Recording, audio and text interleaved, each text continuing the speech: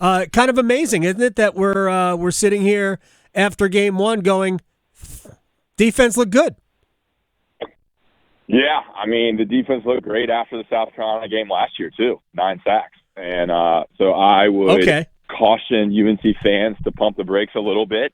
They did look very aggressive, very attacking. You saw finally the 4- and 5-star players, be productive. I mean, Jahvaree Ritzie had the best game of his career. Yes. He was a massive recruit, and he was all around the quarterback, 3 sacks, definitely a career high. And they held Minnesota in check until that last drive when the quarterback picked them apart. But you do have to feel pretty good about the front seven. I think there's some defensive secondary issues, but first game, I think the defense is certainly a positive, particularly the defensive line. Jahvaree Ritzie, Kamen Rucker was everywhere. I thought the linebackers were pretty good, but I think they can get better, and I think there's a lot of potential on that side of the ball. Yeah, it's very interesting. That was my focus going in. Obviously, major offensive questions to answer going forward, and we'll talk about that. But to me, the focus was, can North Carolina be represented, like good, on the defensive line, in that front seven? We knew Power Echols is a playmaker, but can they find help for him? And the guys you mentioned all just absolutely jumped off the page. I'll just go number 5, number 7. I thought we saw good stuff from Travis Shaw as well. Mm-hmm. Maybe not as consistently, like all over the place as Ritzie and Rucker. I thought Elijah Huzzy was excellent. Apparently, if you wear number 28, it's all good at UNC. Because Omarion Hampton obviously is a tremendous player, but I thought there were playmakers on the defensive side of the ball that we haven't seen make a lot of plays in the last several years. Yeah, it's about time. I mean, I've been waiting for something like this for a while. And I mean, credit to Jeff Collins. You saw something different. I think you saw some cornerbacks coming in on blitzes, some safeties coming up. I think you also saw those star players winning their one-on-ones and pushing the pocket and getting to the quarterback, and that's something we haven't seen in a while. So credit to the defensive line coach. They made a change there.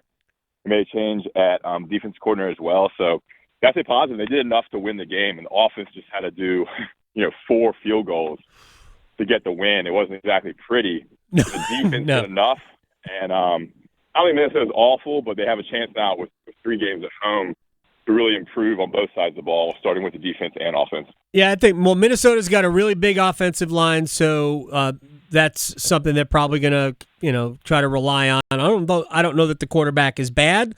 I don't know that the quarterback is great. I thought Carolina helped out with some missed tackles in spots, had a chance to make it 3rd and really long. And who was it? Lane, number 1, just kind of ran past the play, lowered his head, lowered his shoulder, and whiffed as a tackle was broken, and it created a 20-yard gain. But ultimately, I thought there was a lot more good than bad, a ton more good than bad on the defensive side of the ball. Offensively, Ross Martin from 24/7 Sports at Ross Martin NC on Twitter. I assume Max Johnson's injury is at the very least several months. It didn't look good. They said it was a hip after the game, which I actually can, thinking about it now, it did look like that could have been it maybe more so than knee. But Connor Harrell as the quarterback, I don't know, maybe Jacoby Criswell gets another look at some point, but they basically did not have any semblance of a passing game, and they really didn't try, except for the triple option pass, which was a great play call. They didn't really try. They were really playing it very conservative when he came in. Yeah, I mean, they didn't ask Connor to do much with his arm. They really didn't ask Max to do much with his arm. I'm not sure either can. I mean, the days of Drake May and Sam Howell tossing huge, 30, 40-yard bombs down the field are over. They don't have that quarterback. They don't have an NFL quarterback on the roster, and that's going to affect how they can stretch the field, how they can open up the middle by stretching the field and hitting those long outs. They're going to have to get creative. I do think they needed to play Connor even after the first half. It seemed like nothing was cooking with Max. he just doesn't bring – I thought, I mean, he's injured, so I feel bad speaking poorly of him. But he just didn't do much to move the offense. He had 10 yards passing. Like, you've got to move the ball down the field. And at least Connor brings some stuff with his legs. I think he can add a different element. I said this on the podcast last night in our live reaction show that, college quarterbacks, like, it is such a benefit to be able to get out of the pocket and go get the first down, go get 7 yards, go get 10 yards. That's an element that Drake had, that Sam had, that really any Heisman winner has that ability to win the game on their feet. And I think Connor brings that different angle to the offense, and that might, combine with Omarion Hampton, which I know you want to talk about, I mean, that might help the offense be a little more flexible. And I think it's up to Chip Lindsey now to script an offensive game plan that complements what both those guys do, and you've got to kind of play to their strengths. Like, it's a different offense now than what we came to know under Phil Longo in the air raid with Drake and Sam. 30 carries for Omarion Hampton, 129 yards. Longest carry was 16 yards, so it was very workmanlike. That's not great for his long-term health. That's a lot of carries. You'd like 30 carries to equal 200 yards in the college game. But if they can't stretch the defense, that's going to make it even more difficult. Hampton is awesome. Absolutely a tremendous football player. It's going to be hard for him. Yeah, I mean, but you got to think he wants the ball too, and I think he. Well, I agree. They scripted the game plan in the second half to give him the ball more, and you saw it started off. He was just getting 2 yards, 3 yards, and then in the third, fourth quarter, he started falling forward more. Those 3 and 4 yard gains became 5 and 6. Passed 100 yards and then broke a couple plays. Caught the ball a couple times. I mean, he's an NFL guy. I would expect him to be a top 2-round pick next year. He's just a third-year player, so he doesn't have too much wear on his tires. But they would like to see Darwin Barlow out of USC, the transfer, play more. And I think against teams like Charlotte, Central, JMU, who they all have at home the next 3 weeks, you'd like to split it a little more evenly, maybe 20 carries and let Barlow get 10. But they're going to have to ride Omarion for a lot of these games. And that's up to the offensive line. The offensive line was below average too. Yeah. There wasn't much there for Omarion. So that's a group that now has one. They only had one start, or one player had started a game heading into the season. So now you have all 5 that started one game, no injuries. They all played.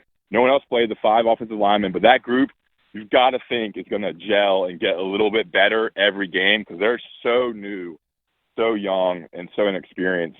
So that group has kind of a project the next 3 or 4 weeks is to really come together. I think every game it helps them improve and become, have more chemistry and whatnot. Everybody will have a chance to scout if you want to watch the game between JMU and Charlotte at 8 o'clock on ESPNU. You can scout 2 of their next 3 opponents, and that maybe will be super convenient. I'll bet that Mack Brown and company are watching that game. Why wouldn't they? It certainly is of interest to them for the next few weeks. So what do you do? I mean, you have to be creative to get Hampton the ball. He's your best player. I thought to me they've got options on the outside. They've got good wide receivers and tight ends, but they're going to have to get creative getting the ball, at least forcing the defense to cover the field. They obviously didn't even try last night once Johnson went down. They're gonna. How do you get that creative if you're not willing to throw the ball down the field? Yeah, I'm not sure they have a wide receiver that can really create the separation needed, or a quarterback who has the accuracy as well. I mean, you saw a lot of passes that were underthrown or thrown to the wrong shoulder. And there's not a Josh Downs on this team. There's not a Tez Walker. There's not a Donnie Brown. The team kind of lacks a go-to number 1 receiver right now. I think Bryson Nesbitt can be that. They do have guys. I'm not sure they have the guy. And when you don't have someone who can kind of either take the top off the defense or always get open, speaking of like a Tez Walker or a Josh Downs, it forces the quarterback to have to be perfect. And we'll see. It's kind of like they don't have the stud receiver. They don't have the stud quarterback. So it's going to be a work in progress. And when the quarterback can't throw the ball, 20 yards down the field, it creates a lot of issues with the offense. So I think it's a uphill battle for offensive coordinator Chip Lindsey. I'm interested to see kind of how it looks against, lesser opponents in Charlotte and Central and what they can get cooking. But I'm waiting for one guy to emerge. I don't think it's J.J. Jones. I think it could be Nesbitt. Yeah. Maybe a young guy. I mean, where was Nate McCollum last night? Where was Kobe Paysauer? These guys who played a lot of games, they just weren't there yesterday. I don't know if that's because of the offensive scheme or because of the quarterback. Or a combination of both. My sense, it's probably because of the quarterback. Ross Martin, final thing. We heard for weeks and weeks we're going to use two quarterbacks and play both. And I just, unless both of their quarterbacks were both wearing number 14 and left-handed, they only played one until the injury. Do you think Mack was just playing with all of us and he was always going to use Max Johnson unless he had no other choice? I think it was a lot of mental games with Mack ahead of this game to force a new defensive coordinator at Minnesota to have to game plan for running quarterback in Connor Harrell because they had tape on him from the bowl game. Right. I don't know, dude. I don't know sometimes what Mack's thinking and the purpose of it. I mean, I think genuinely nobody won the job, and I think Mack just has experience. But now the hand's been forced. So I thank God for UNC they brought in Jacoby Criswell. Because they may need a second quarterback now. If Max can't go, you're going to have Criswell and Connor Harrell kind of as the 1 and 2 guys there. So I think it's Connor's kind of team now. So you got to rally around him and see where things go. Personally, I like him. He's a snappy dresser too. We talked to him about his fit at the ACC football meetings. Ross Martin, 24/7 Sports, Big Hitters Only podcast. Thank you, man. Welcome back to North Carolina. Glad to see you back in the business. You weren't gone long. It's in your blood, man. We'll talk again. Yeah, check out the podcast on Apple, Spotify, YouTube, Big Hitters Only. Thanks so much, Adam and Victoria. You got it. Take care.